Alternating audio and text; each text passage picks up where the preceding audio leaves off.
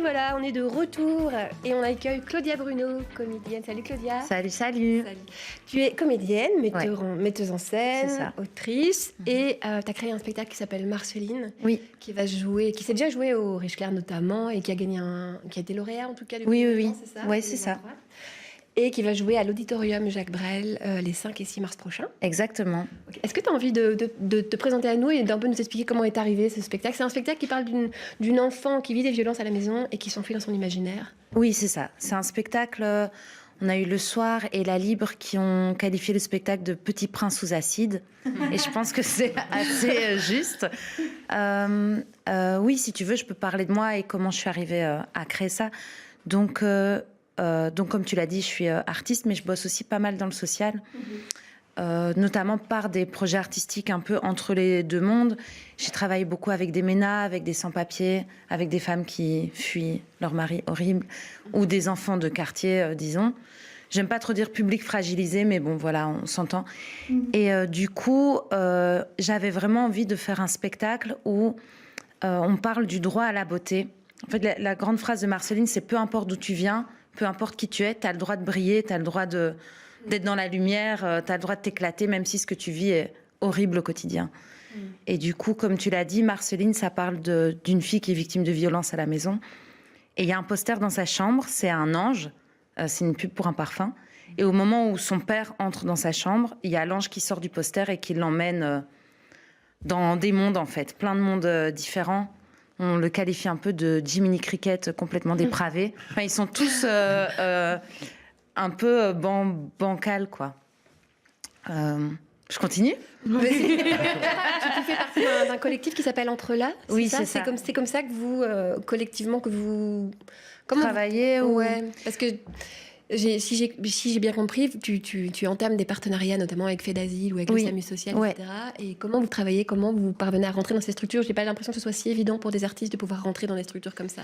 Ce qu'il y a, c'est que je pense que vous l'avez nommé dans les chroniques, il y a pas mal de coupes budgétaires, notamment au niveau de la culture, de l'accès à la culture pour les personnes dites fragilisées. Et du coup, là, il y a quand même une grande demande.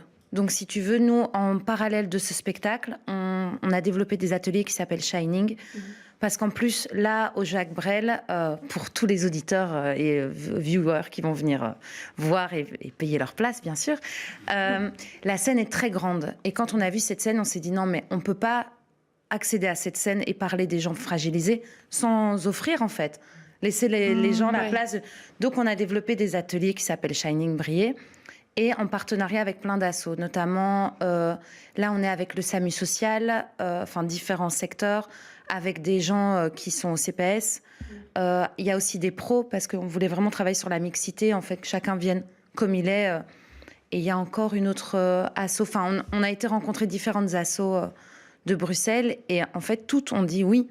Et on a dû refuser des personnes parce qu'il y a ces coupes, parce qu'il y a un besoin.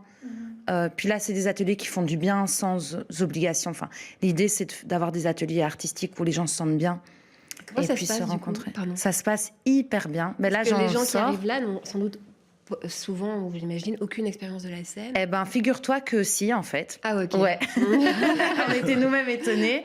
Il y a des gens qui ont déjà eu des expériences, il y en a d'autres pas. Il y a des pros aussi, parce qu'en fait, on a ouvert l'appel à tout le monde. Ouais. Donc, quand je dis pro, des acteurs. Ouais. Et personne ne sait qui vient d'où. Et ce qu'on fait, c'est qu'on travaille, par exemple, ici, hier et avant-hier, tout le monde a ramené un objet qui parle de son identité. Et chacun s'est présenté les objets.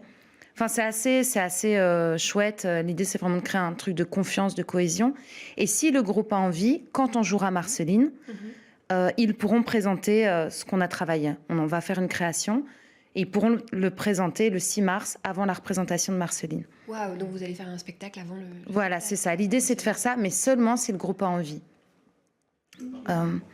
Voilà. Et sinon, peut-être pour en revenir à Marceline, tu vois, ce qu'on a vraiment voulu développer, justement, en parallèle de ces ateliers, de toute cette démarche, c'est déstigmatiser les questions d'addiction.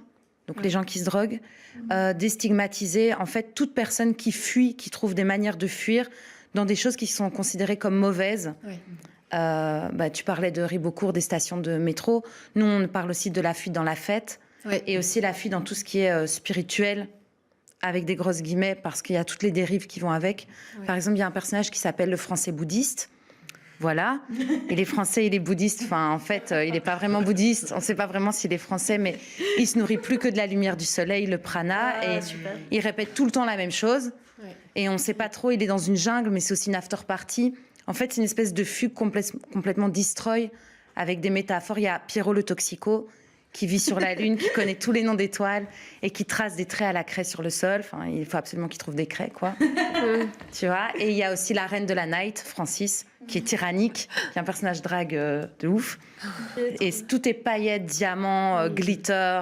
On a vraiment voulu amener de la joie. Et puis, malgré tout, elle fuit son père. Et au bout de son voyage, elle se rend compte que... Je vais pas dire, en fait. Non, t'as raison.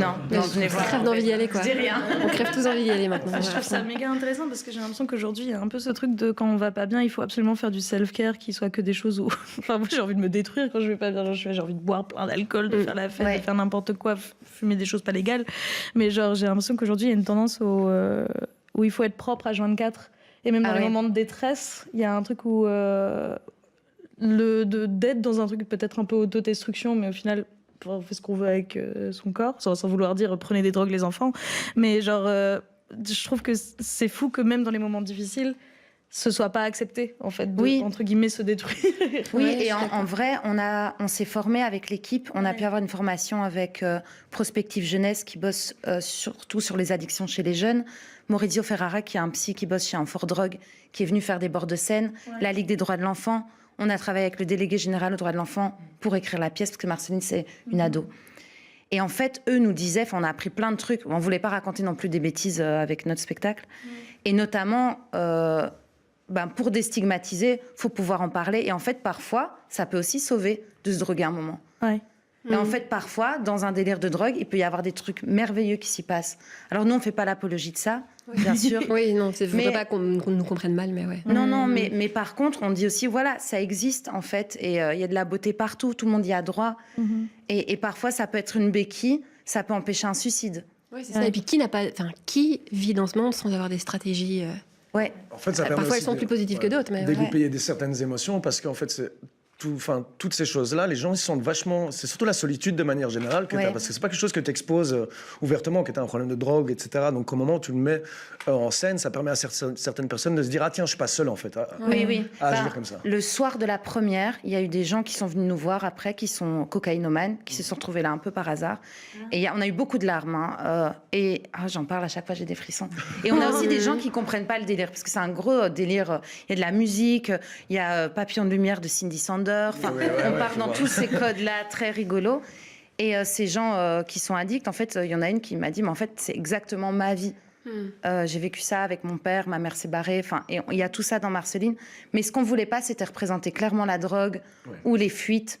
Donc, tu vois, là, c'est de la craie sur le sol.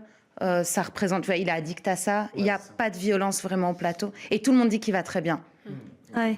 Évidemment. Il n'y a jamais de moment lors des ateliers où tu as peur de ne pas pouvoir gérer ce qui est en train de se déposer parce que finalement on est travailleur social ou psy ou artiste et c'est pas les mêmes outils quoi. Et il y a pas des moments où tu te dis oulala, là je vais peut-être ouvrir un truc je vais pas pouvoir gérer. Bien sûr, et en fait du coup moi mes ateliers sont là pour faire du bien. Je vais pas aller gratter les galères de chacune, c'est pas mon travail. Moi, je suis là pour offrir pendant 2h30. On va s'amuser, on va rigoler. On va mettre des paillettes. Enfin, le premier atelier, il y avait des strass et tout. Tout le monde en a mis, même des gens auxquels on pourrait avoir des a priori. Donc, ça déstigmatise aussi entre nous. Mais on travaille vraiment sur l'amusement, la joie. Après, il y a eu aussi des larmes. Ici, il y a eu le deuxième atelier, on a aussi des larmes. Mais c'est toujours dans des conditions... tu dis que ce que tu veux dire. Il y a quelqu'un qui a dit tout ce qui se passe à Dallas reste à Dallas, donc on a un truc comme ça, tout ce qui se passe au sein des ateliers reste entre nous, et on essaie vraiment de développer, on travaille sur des techniques de bienveillance, techniques aussi de théâtre-action, Augusto Boal ou Frédéric Lecomte, qui sont un peu des références en la matière, et voilà, enfin, il y a différentes choses à mettre en place pour créer un cadre sécurisé où chacun peut se lâcher. Mais oui, l'idée, c'est pas d'aller créer un spectacle où les gens vont être là. Oui, alors moi, dans mon enfance, non. S'ils ont envie de le déposer, évidemment, si ça leur fait du bien. Mais d'abord, c'est ça, c'est créer. C'est pas la première fois que tu fais des ateliers de ce type-là. Tu en avais créé. Là, ça s'appelle Shining. Tu en avais créé d'autres qui s'appelaient Racine. Oui, c'est ça. Racine qu'on va refaire. Ok. Et là, dans le même style en fait. Donc Racine, c'est créé à Moucron, où il y a le Fait d'Asile. Il y a un bâtiment Fait d'Asile là qui est le plus gros de Belgique francophone, je crois. Et en fait, le racisme est monté en flèche, et on a voulu créer faire une démarche artistique qui puisse réunir des gens et déstigmatiser. Et donc, on a invité des gens à un atelier théâtre, sans dire qui s'appelait Racine, au théâtre de Moucron, au centre culturel de Moucron, qui porte un nom qui va me revenir. Et ils sont super d'ailleurs, je les salue. Et en fait, les gens sont venus, et du coup, les gens se sont rencontrés, sans que personne ne dise « Ah, ben moi j'ai des papiers, moi j'ai pas de papiers, moi je suis en attente ». Et ils ont parlé de leurs racines. Mais racines, nous, on est parti sur le délire des plantes. Bon, après, vous me voyez venir. Enfin, les choses émergent si les gens ont envie que ça émerge.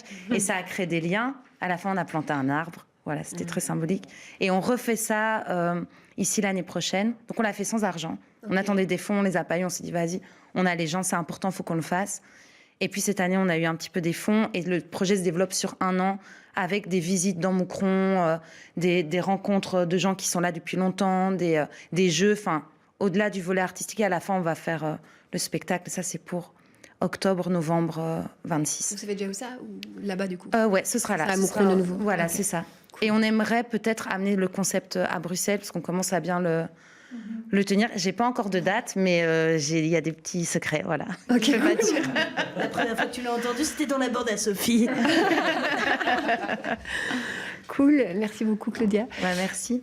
Du coup, je rappelle, ton spectacle Marceline se joue le 5 et 6 mars à l'Auditorium Jacques Brel à Anderlecht. Pour réserver, c'est facile? Pour réserver, c'est soit sur le site du Brass, soit sur le site de l'Escale du Nord, parce qu'ils se sont mis ensemble pour créer ces dates. Et il y a aussi une scolaire à 10h, qui commence à être bien le 5. Le 5 mars. Okay. Et le 6, peut-être, le spectacle des Shining participants. On verra. On espère. Enfin, ouais. Moi, j'ai envie de le voir maintenant.